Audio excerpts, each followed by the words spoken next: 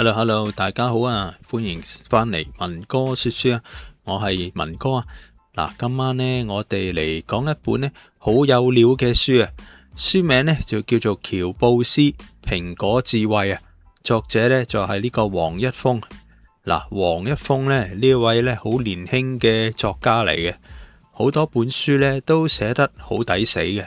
嗱，今次呢，佢就專門呢拆解咗史提芬喬布斯點樣用佢嘅智慧同埋策略呢，將蘋果呢間公司呢由一間呢做嚟執笠嘅企業啊，就變成咗呢全球最勁嘅科技巨頭啊！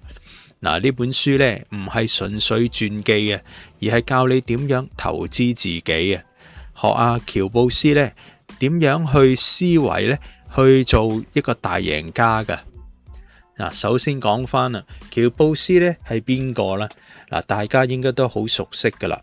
佢呢就係1955年出生嘅，就2011年呢就離開咗大家啦。嗱，短短呢56年嘅人生啊，但係呢就改變咗全世界用電話啦、聽歌同埋睇片嘅方式啊。嗱，佢同沃茲呢就一齊呢去創辦咗呢個蘋果公司嘅，之後呢就好景不遇，就被呢個自己嘅公司呢炒埋魷添啊！但係呢又去到呢 Pixar 呢就搞呢個動畫，嗱，之後呢就王者歸來啊，推出咗呢一系列嘅出名嘅產品啊，包括iPod 啦、iPhone 啦同埋 iPad 啦。嗱，每一樣嘢呢都係革命性嘅產品嚟嘅。黃一峰呢就喺書裏邊講到啊，嗱，呢個喬布斯呢最勁嘅地方呢就唔係技術啊，而係佢嘅智慧啊。嗱，第一樣嘅智慧呢就係聽從內心啊。嗱，喬布斯呢讀大學讀咗半年呢就退學噶啦，之後呢就去咗禪修啊，仲去咗呢學一啲嘅書法啊。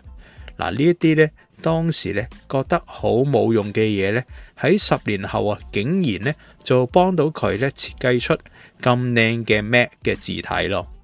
佢呢都有句名言啊，就咁講嘅：你要相信你嘅直覺同埋好奇心啊，遲早呢都會聯繫起來嘅。嗱，文哥呢就覺得呢一句呢真係中晒嘅。好多人呢讀書啦、工作啦，都係呢跟大隊嘅，但係喬布斯話呢，要跟自己內心嘅聲音啊，先至會做到 stay hungry, stay foolish 嘅精神啊！嗱，永遠呢都要保持一個飢渴，永遠都要保持少少傻氣先得噶。第二樣呢，就係書裏邊呢，好多位呢都會講到呢個喬布斯呢嘅極簡哲學啊，佢呢就翻嚟做 CEO 嗰陣呢，蘋果呢就有成10幾款嘅產品啊，就亂晒龍嘅。佢呢即刻呢就吹到呢淨得幾款嘅咋。嗱，咁集中呢火力做最好嗰幾樣，結果點啊？產品少咗，但每樣嘢呢都勁靚勁易用咯。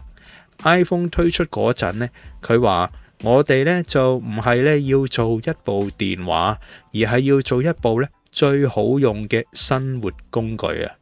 嗱，呢種少即係多嘅智慧呢，其實同禪宗呢係有啲相似嘅。減法呢做到極致，就爆發出最大嘅力量啦。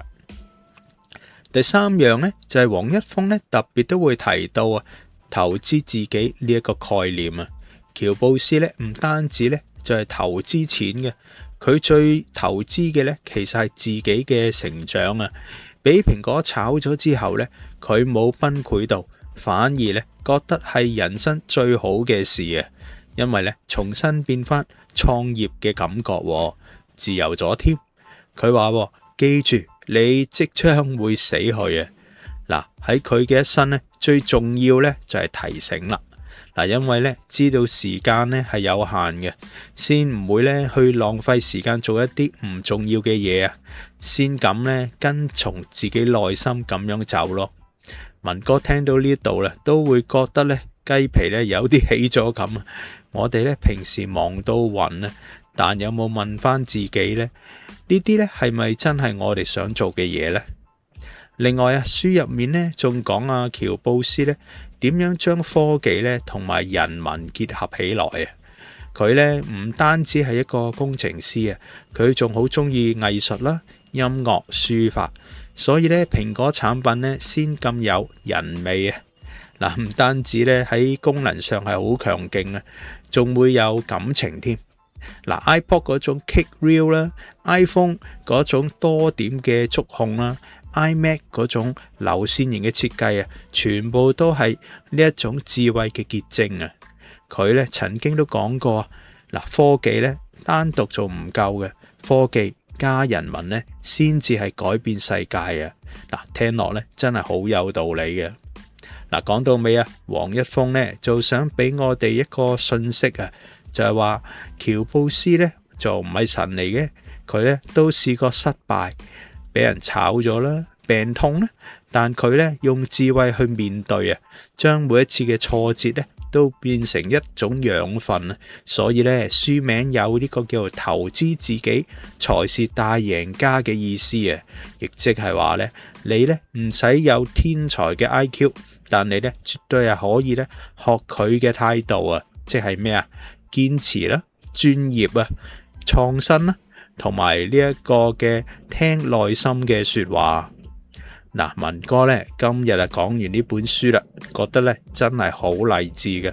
嗱，如果你咧最近有啲迷失咧，或者工作咧冇乜動力啊，不妨咧就睇一睇呢一本喬布斯蘋果智慧啊，嗱，保證咧會擦出火花嘅。記住啊，喬布斯嗰句啊 ，Stay hungry, stay foolish。好啦，今集嘅文哥說書就講到呢度啦。多謝大家收聽，如果你有咩嘅書都想同文哥分享，同埋有咩感覺嘅話咧，隨便留言俾我啊！我哋下次見啦，拜拜，保重身體，投資好自己啊！